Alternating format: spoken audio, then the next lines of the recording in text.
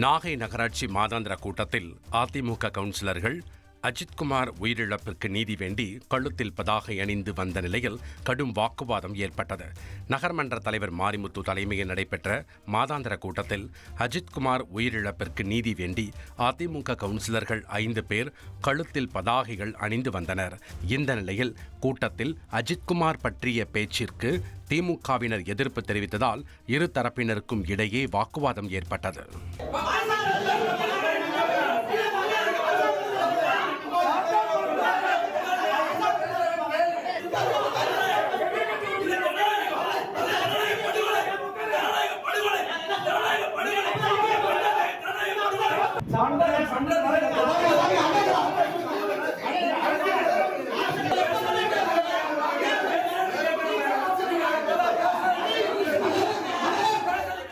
208 நகர்ப்புற நல்வாழ்வு மையங்களை மக்கள் பயன்பாட்டிற்காக தமிழக முதலமைச்சர் ஸ்டாலின் திறந்து வைத்துள்ளார்.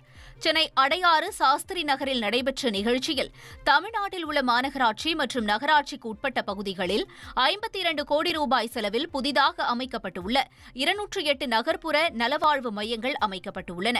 மேலும் 60 கோடி ரூபாய் செலவில் கட்டப்பட்டுள்ள ஊரக ஆரம்ப சுகாதார நிலையங்கள் மற்றும் நகர்ப்புற ஆரம்ப சுகாதார நிலையங்களையும் முதலமைச்சர் ஸ்டாலின் திறந்து வைத்தார்.